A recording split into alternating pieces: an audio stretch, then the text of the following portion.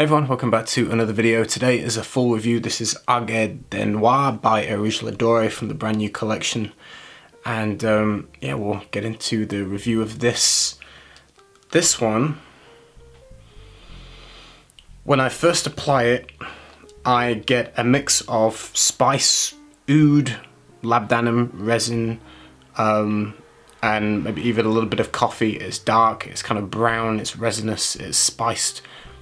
At that point, the initial memory flash was, oh, it reminds me a little bit of Russian oud from one of the previous collections. It has a vibe of it, a nuance of it. It's a very different fragrance, don't get me wrong, but it did trigger a memory recall of, oh, it reminds me a little bit of that fragrance in certain aspects. Obviously, it shares resins, oud, and coffee, so naturally it's gonna have a slight nuance of that, which it does in the opening. But within a couple of minutes, within 2 or 3 minutes, this beautiful violet note comes through, and it totally shifts perspective then into a whole other kind of fragrance. And the violet note is really quite lovely. The violet note is almost a candied sweet violet that comes across chalky on my skin. So imagine a sweetened, candied, chalky violet note that comes through with this mix of very smooth, slightly sweet oud, beautiful sweet resin, and yeah, this dabble of kind of spice in the opening, and then whew, out comes this beautiful chalky sweet violet note.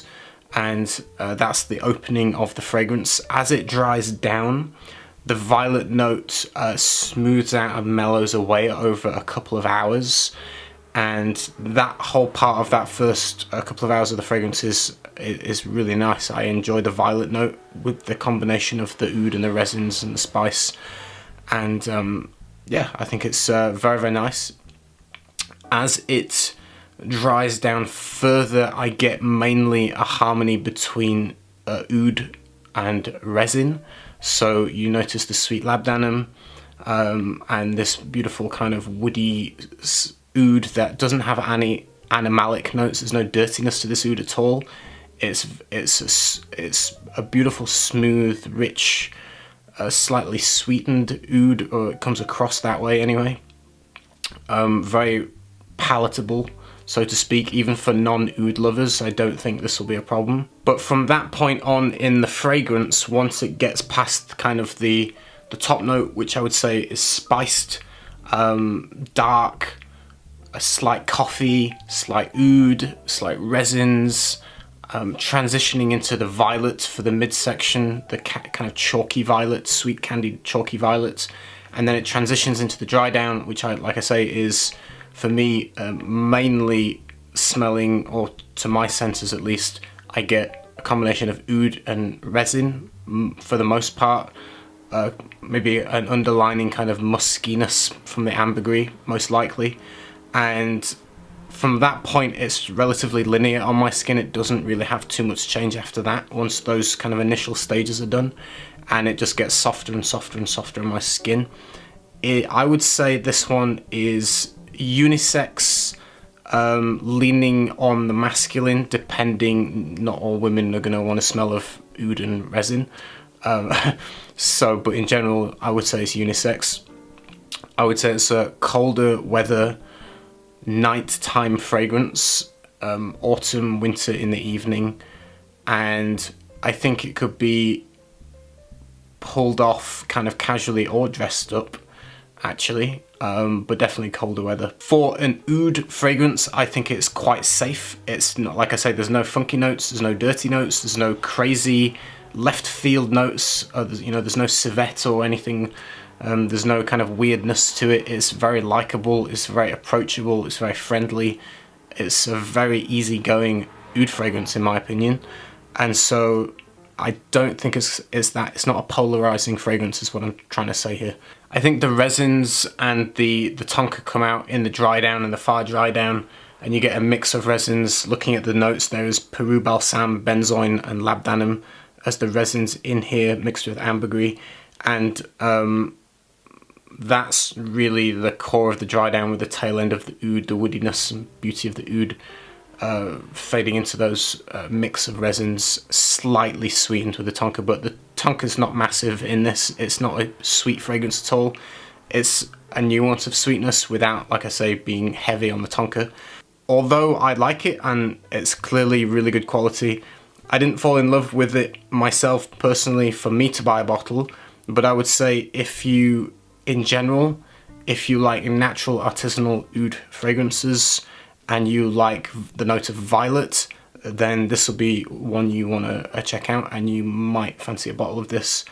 This one is very likable. In fact, I would say I enjoyed this one more than I did Russian Oud, which I also reviewed. Like I say, they are very different fragrances. It's just in the opening, I got flashback reminders of that fragrance. But they do go in two different directions, just to make that clear. And but I would say I actually enjoyed this more than Russian Oud. I think it's more wearable than Russian Oud.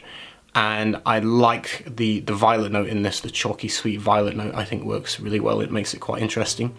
The kind of, I think it's difficult when you're mixing resins and oud all the time that it can kind of smell similar.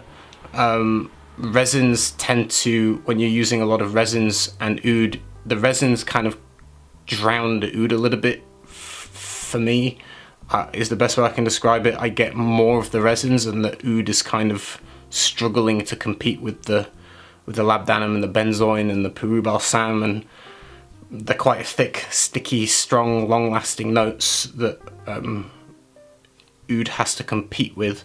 So you do get, and that kind of combination, once you've smelled it once, it's very familiar when you smell it again. So as that dries down, it's not overly sort of unique, I suppose, is the best way to put it, but very pleasant, and the combination clearly works.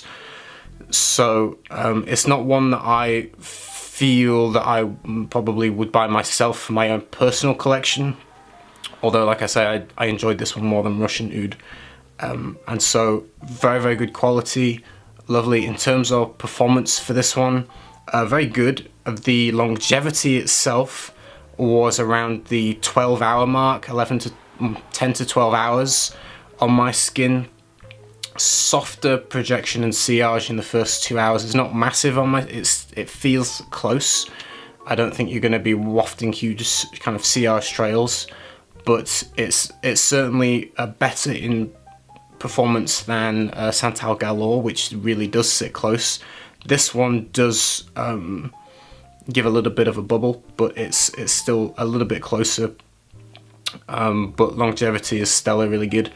And so no complaints there. Altogether, I would say if you're a fan of Russian Adam's work and you like the combination of mainly oud and resins, with the added bonus of this beautiful chalky violet note, then you're going to get a quality oud fragrance that is, great quality basically.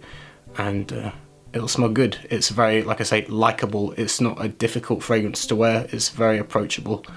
And so that's it. If you've tried it, if you tried a sample set yourself and you have different vibes from it, leave it in the description. The sample sets are all sold out, so anyone buying a bottle might have to blind buy, which if you leave your kind of views on it as well, people that are thinking of blind buying will have a more fuller rounded idea of what to expect. So leave your comments down below if you tried it out, and I'll see you next time with another one. Take care, everyone. Bye.